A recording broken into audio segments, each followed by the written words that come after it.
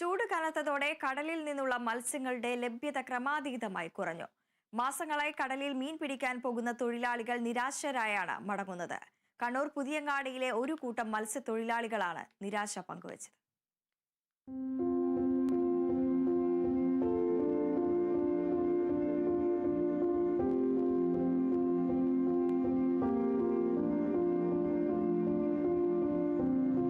ഇതര സംസ്ഥാന തൊഴിലാളികൾ ഉൾപ്പെടെ 2000-ഓളം മത്സ്യത്തൊഴിലാളികളുണ്ട് ഇവിടെ.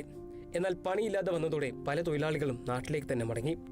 കടലിൽ നിന്നുള്ള മത്സ്യങ്ങളുടെ ലഭ്യത കുറഞ്ഞതോടെ കടുത്ത ദുരിതത്തിലായിരിക്കുകയാണ് മത്സ്യബന്ധന മേഖലയെ മാത്രം ആശ്രയിച്ച് ജീവിക്കുന്ന ഒരു കൂട്ടം തൊഴിലാളികൾ.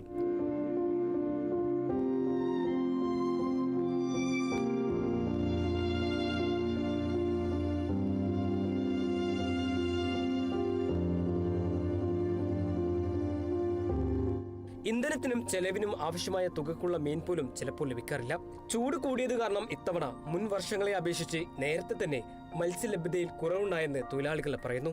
ഈ തൊഴില് നിന്നു പോകാനുള്ള മെയിൻ കാരണം ഇന്ധനച്ചെലവാണ്. ഇന്ധനച്ചെലവ് വളരെ വലുതാണ്. ഡീസലിന്റെ ചെലവ്, ഡീസലിന് മിനിമം ഒരു 300 ലിറ്റർ ഡീസലെങ്കിലും ഒരു ഡെയിലി നമുക്ക് ചെലവുണ്ട്. അപ്പം മാക്സിമം ഒരു ദിവസം 30,000 ടു 40,000 വരെ ഇന്ധന ചെലവാണ്. അപ്പൊ അത്രയും പൈസക്ക് അത്രയും അതിന്റെ ആ ചെലവിന്റെ അത്രയും തന്നെ മത്സ്യം കിട്ടണമെന്നില്ല.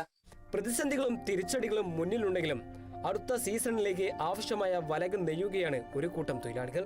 കടലമ്മ ചാകര തരുമെന്ന പ്രതീക്ഷയോടെ. Kerala vision news, Kannur.